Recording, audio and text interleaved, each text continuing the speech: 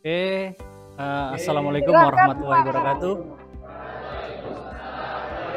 Udah kan ini Salam boleh usul? sejahtera bagi kita semua ya. Kan kita pekikan semangat pagi terlebih dahulu sebelum kita berdoa ya. Semangat pagi. Semangat pagi. Oke, tepuk tangan untuk kita semua. Oke, sebelum kita belajar mengenai Pancasila dan perumusan Pancasila, alangkah baiknya kita berdoa terlebih dahulu.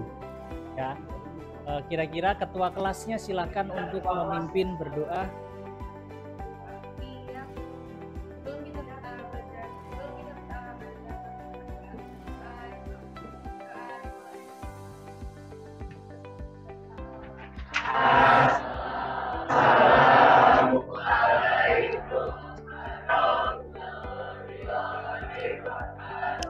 Waalaikumsalam warahmatullahi wabarakatuh.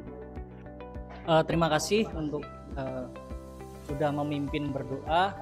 Sebelum kita mengawali pembelajaran hari ini, yang pasti kita harus tahu mekanismenya ya, mekanismenya dalam kegiatan pembelajaran hari ini.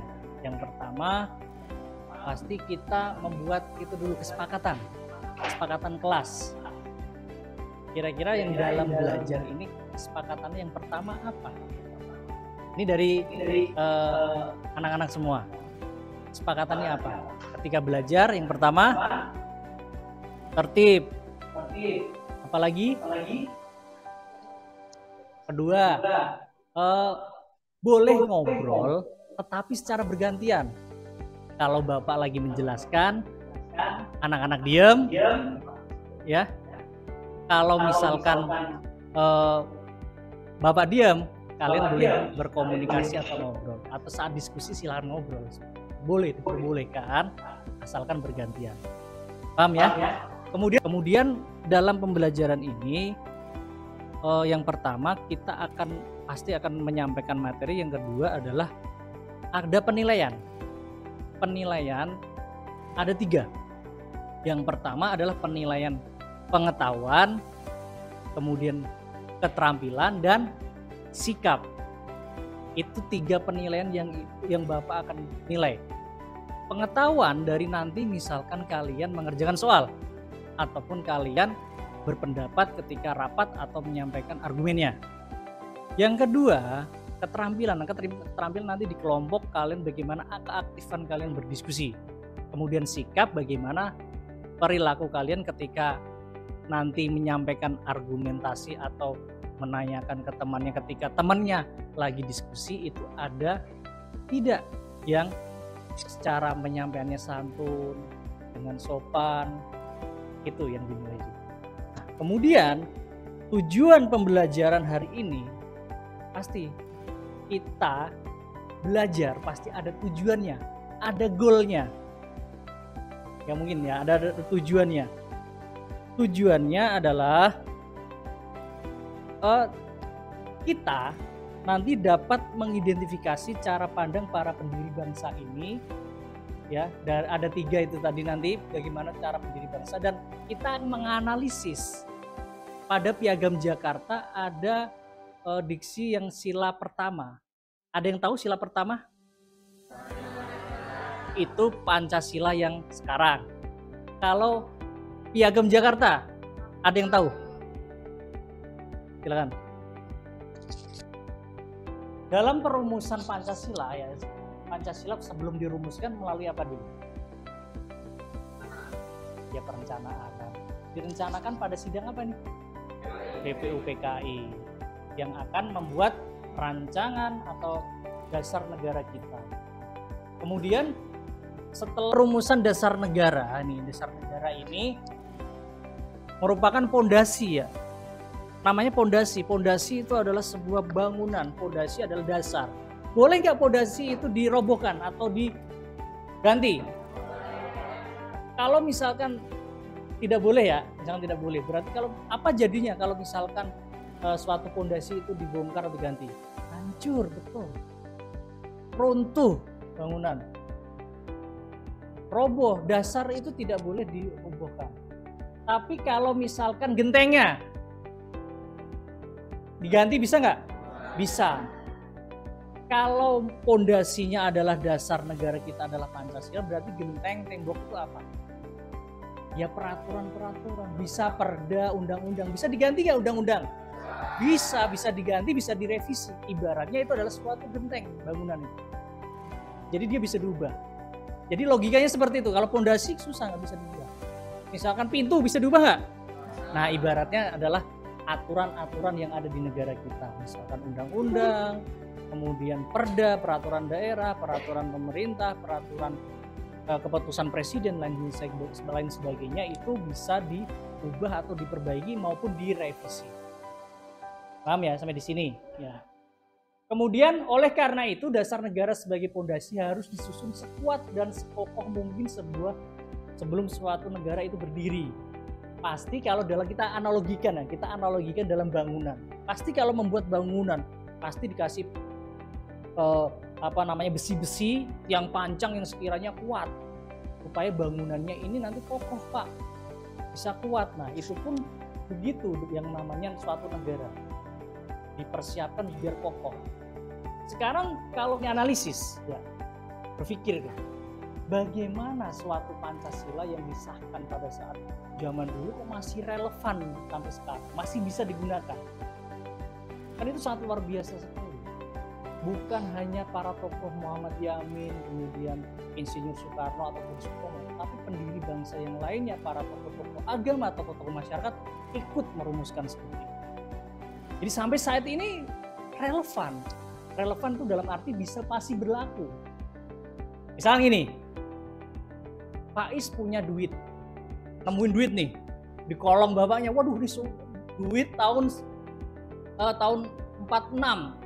Bisa nggak dipakai untuk tahun sekarang? Nggak bisa, berarti itu tidak relevan. Tapi Pancasila dari dulu sampai sekarang bisa digunakan dan relevan pada generasi kalian, generasi Gen Z. Ya luar biasa sekali Pancasila. Nah seperti itu. Kemudian berikutnya, ini sebelum kita dengan bagian perumusan Pancasila, Jepang mulai terdesak oleh sekutu. Yang akhirnya pada tanggal 9 dan 10 Jepang dikasih kacang atom ya, bom atom ya, bom atom bom atom pada Jepang dari sekutu ini akhirnya luluh lantak, dia mundur, terjadilah kekosongan pemerintahan, vacuum of power. Usulan tadi ada 3 tokoh ini yang tadi teman kalian sudah membacakan. Yang pertama adalah menurut Muhammad Yamin ada peri kebangsaan, peri kemanusiaan, peri ketuhanan, peri kerakyatan dan kesejahteraan rakyat. Kemudian ada menurut Sutomo dalam pidatonya yaitu adalah persatuan, kekeluargaan, keseimbangan lahir dan batin dan musyawarah, kemudian keadilan rakyat. Ini. Kemudian yang terakhir dari Soekarno ini kebangsaan Indonesia, internasionalisme atau perikemanusiaan, mufakat atau demokrasi, kesejahteraan sosial, ketuhanan berkebudayaan atau ketuhanan yang maha esa. Dari sini secara garis besar yang hampir mendekati yang akan dijadikan Pancasila menurut pandangan siapa? Soekarno. Ini hampir mendekati. Ya, kalau dilihat secara pandangan nggak terlalu analisis terlalu dalam itu adalah Insinyur Soekarno. Nah, kemudian rumusan Pancasila termuat dalam naskah Piagam Jakarta. Nah ini isinya ini. Yang membedakan di sila pertama atau ke-1, ketuhanan dengan menjalankan syariat Islam bagi pemeluk-pemeluknya. Di sini adalah kalau ke bawahnya itu adalah sama. Nah, kemudian nanti diganti dari isi dari Piagam Jakarta itu.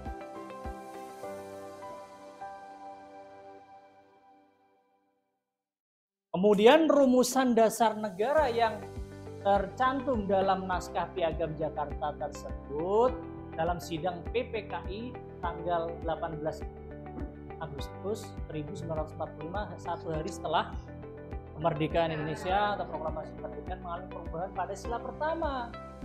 Latar belakang perubahan sila pertama menurut Muhammad Hatta bermula dari datangnya angkatan Opsir Kaugan.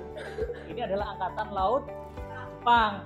Mereka memberitahukan bahwa wakil-wakil Protestan dan Katolik dari wilayah yang dikuasai oleh angkatan laut Jepang merasa keberatan dengan kalimat rumusan dasar negara dalam naskah Piagam Jakarta terutama sila pertama, sehingga diubahlah menjadi ketuhanan yang maha esa.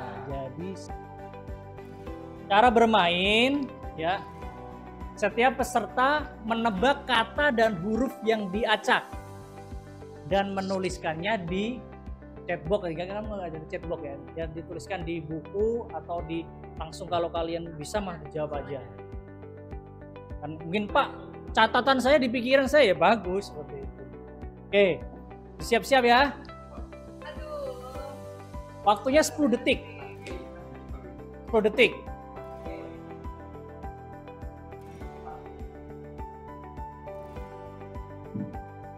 Detik. Oke, dimulai dari sekarang. Ya, ini nih. Buku tulis, betul. Luar biasa sekali nih konsentrasinya. Buku tulis. Oke, berikutnya.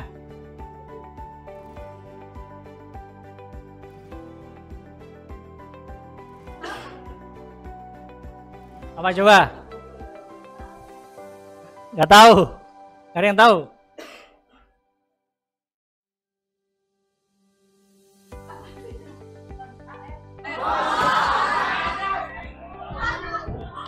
Restoran. Oke, lagi ya. Ya, sebelum kita mulai, kita biar fokus dulu, diarahkan ke fokusnya.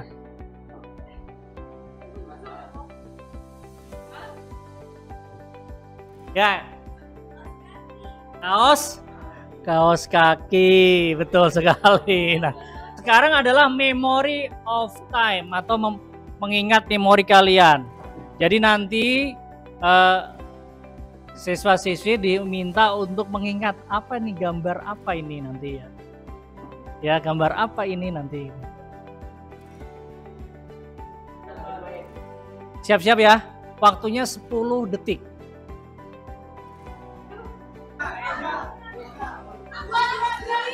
Ya, itu belakang itu. 4. Faiz. 3. 2. 3, 1. Yuk kita lihat. Apa jawaban? Gak ada. Kita lihat. 2.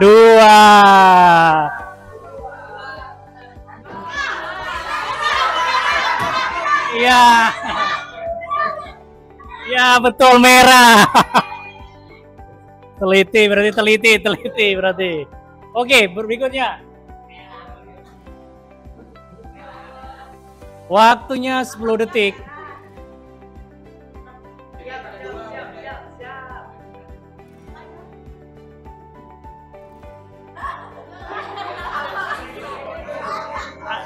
Empat, 1, 2. Kita lihat. Ada 2.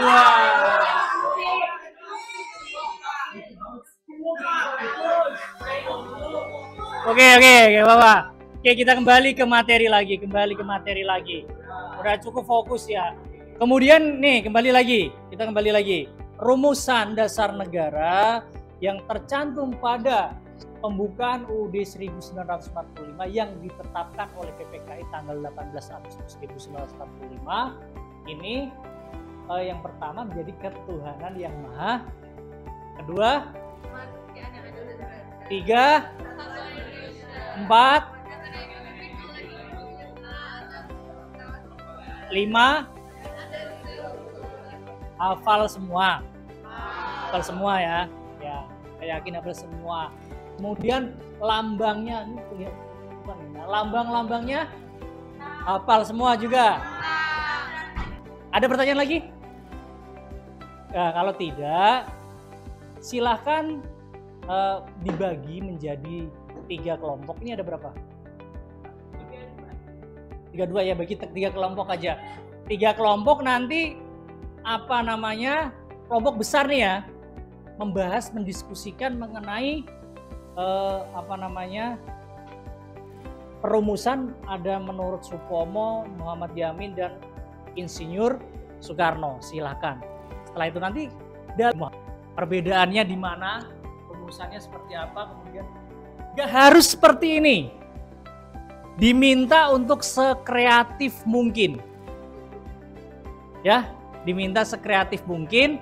Kemudian yang perbedaan atau persamaannya di bagian mana, yang berbeda sebagian mana. Nanti kalian silakan membuat kelompok, silakan. Ya 3 kelompok. Sendiri aja, lebih mandiri. Oke, silakan menurut kelompoknya.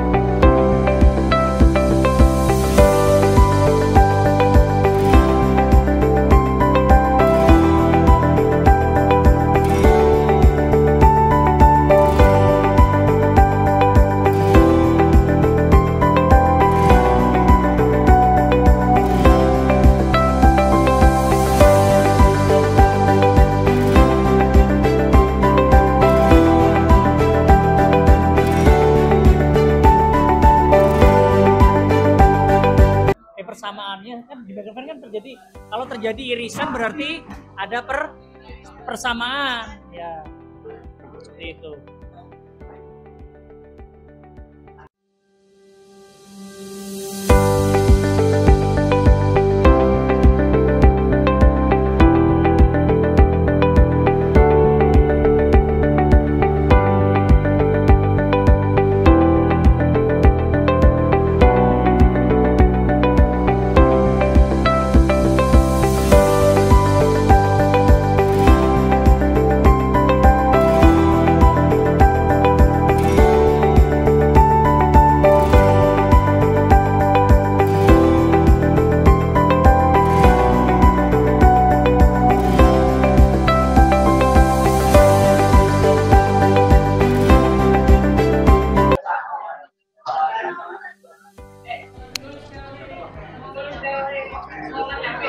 Mohon perhatiannya, sebentar dulu. Bikinnya yang sederhana saja, yang sekiranya kalian paham, yang kalian bisa mengerti, nanti baru nanti dipresentasikan. Jadi yang penting ini adalah paham persamaannya dari 3 tokoh ini seperti apa, perbedaan pandangannya seperti apa. Intinya pokok poinnya itu. Nah, paham ya? Jadi nggak harus nggak harus perfect bagus atau apa, nggak perlu. Yang penting adalah pemahamannya antara kelompok itu. Oke, bisa dilanjutkan.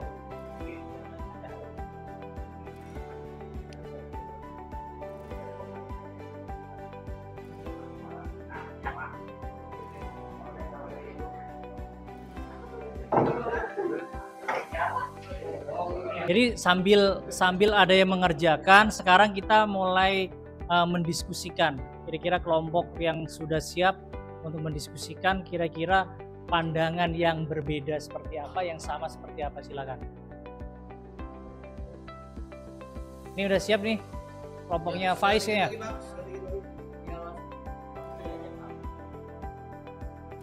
Pendapatnya ada. Ini nih udah bagus nih, coba.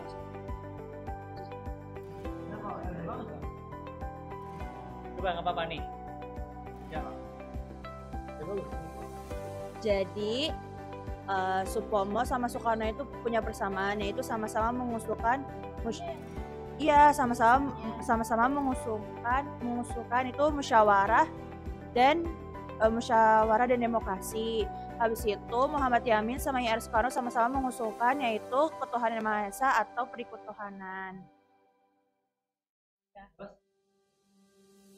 Habis itu Muhammad Yamin sama Supomo itu sama-sama mengusahakan kesejahteraan rakyat atau keadilan rakyat. Oh iya, keadilan rakyat atau kerakyatan, bisa juga kesejahteraan rakyat. Oke, terima kasih. Tepuk tangan untuk yang ini. Ada yang mau ditanyakan? Kelompok lain ada yang mau menanyakan apakah menyanggah atau itu kurang tepat Pak? Misalkan bagian ininya ada? Gak ada? Artinya hampir 3 tokoh itu, kesimpulannya ya, dari 3 kelompok tokoh itu hampir ya ada persamaan, ada perbedaannya. Dan masing-masing 3 tokoh tersebut, ada Muhammad Yamin, Supomo, dan Insinyur Soekarno itu mempunyai pandangan yang berbeda-beda, tetapi intinya hampir sama. Nah, yang kemudian kan dalam Piagam Jakarta ini pertanyaan nanti misalnya kelompok yang bisa jawab angkat tangan. Kan ada sila pertama yang ketuhanan yang Maha Esa dengan kewajiban menjalankan syariat bagi pemuluk-muluknya ya. Nah, apa itu sudah tepat? Kalau misalkan tidak tepat, kenapa diubah? Ya, mungkin ada yang mau berpendapat. Ya silakan. Nah, ini gantian ini dulu. Oke, silakan. Diperhatikan, didengarkan. Jadi Piagam Jakarta itu kenapa dia diubah lagi? Karena kalau menurut pendirinya mungkin mereka semua kan mayoritasnya agamanya Islam. Tapi kalau di Indonesia itu agamanya tuh beragam. Karena kita kan terbagi menjadi macam-macam agama gitu. Jadi lebih baik buat dibikin yang satu gitu, biar jadinya nggak terjadi perpecahan. Itu Pak. Kita perkenalan Pak. Ya, perkenalan. Dua. Ya, nama saya Abdul Hafiz Syafi dari kelompok 2. Menurut saya kan agama di Indonesia kan nggak cuma Islam doang kan ya, kayak ada Kristen, ada Hindu gitu. Jadi ya harus diubah gitu. Ya, gitu ya, pertama-tama gitu aja. Ya. Jadi betul. Ya. Bagus sekali. Jadi intinya kenapa harus diubah? Karena kan agama di Indonesia yang diakui dan diperbolehkan tidak hanya Islam satu saja, tapi beraneka ragam. Nah, makanya untuk menghindari perpecahan yang disampaikan sama dengan Naura tadi, makanya sila pertama diubah menjadi ketuhanan yang maha. Mengenai bagaimana kemelut atau misalnya perdebatan pada saat perubahan itu ada in the record, ada di belakang layar, ya, tidak pernah dimunculkan di dalam. Nanti kita bahas di kemudian hari seperti itu. Oke, sudah ya. Kita sudah. Nah, sambil melihat ke depan juga ya. Tadi sudah mempresentasikan ya tugasnya seperti itu mengenai bagaimana pemikiran-pemikiran para tokoh itu. Oleh karena itu kita bisa refleksi ini. Kalau disimpulkan seperti apa ini? Jadi pembahasan kita hari ini ada yang bisa menyimpulkan kira-kira? Simpulkan dari pembelajaran hari ini bisa direfleksi atau disimpulkan seperti apa? Jadi kesimpulannya itu hari ini kan kita belajar tentang perumusan Pancasila. Kenapa perumusan Pancasila itu penting? Karena Pancasila itu pondasi negara. Jadi kalau pondasi negaranya hancur, maka negara itu nggak bisa berdiri dengan baik. Oke, kasih tepuk tangan. Namanya siapa? Aulia ya, Aulia. Oke. Jadi itu adalah refleksi dari Aulia, bahwasanya kita membahas rumusan pondasi sebagai pondasi negara atau bangsa. Kalau misalkan pondasi itu tidak kuat, sehingga ya kita akan menjadi rusak. Ada yang lain? Dari yang putra coba. refleksi pembelajaran dari awal sampai akhir, kira-kira apa yang kita pelajari, yang kamu dapatkan itu apa kira-kira? Tadi Faiz, Coba. kira-kira apa? Speak up. Ya berdiri. Sama saya Faiz. Ya, ya silakan. Nama saya Faiz. Nama saya Faiz, Ya. kelompok 2. Ya Soekarno, kan pelajar Soekarno. Ya. Soekarno itu pemimpin yang pintar di ininya. Terus apa namanya, rakyat tuh pas itu percaya banget sama Soekarno katanya. Gitu-gitu. Terus kalau Muhammad Yamin belum ini Pak, Muhammad Yamin apa namanya, harus mempercayai pemimpin itu apa sih, kayak gimana sih, apa harus percaya kepada pemimpin apa, terus gitu-gitu Pak. Seperti itu, kita kayak ini Pak, harus menyatu gitu, bersatu. Oke ya, terima kasih untuk Faiz.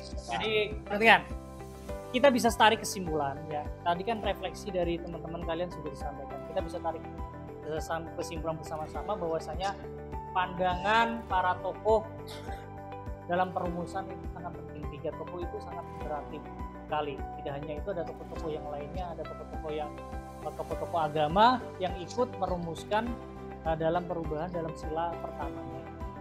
Nah, kita sebagai generasi yang meneruskan nilai-nilai dalam Pancasila ini, kita bisa menerapkan dalam kehidupan sehari-hari, baik di sekolah, lingkungan masyarakat, dan bernegara. Contohnya dalam berketuhanan, apa contohnya kita bisa menerapkan dalam lingkungan sekolah? Apa? Toleransi, beribadah menurut kepercayaan dan masing-masing, seperti itu. Ya, oke, itu ya. Sebelum Bapak akhiri, ada pertanyaan? Tidak ada ya. Mudah-mudahan hari ini menjadi ilmu dan transfer ilmu ke kalian. Kemudian bagi yang ini masuk semua ya, nggak ada yang masuk semua, alhamdulillah. Bagi yang lagi galau, yang nggak baik-baik saja, Bapak doakan semua urusannya lancar ya, bisa kembali ceria dan belajar lebih semangat lagi. Oke, kurang lebihnya mohon maaf. Nanti dilanjutkan untuk nanti ada tugas untuk tugas individunya nanti dikerjakan nanti sebagai nilai pengetahuan ya. Kurang lebihnya mohon maaf. Wassalamualaikum warahmatullahi wabarakatuh. Oke, semangat pagi. Oke, terima kasih.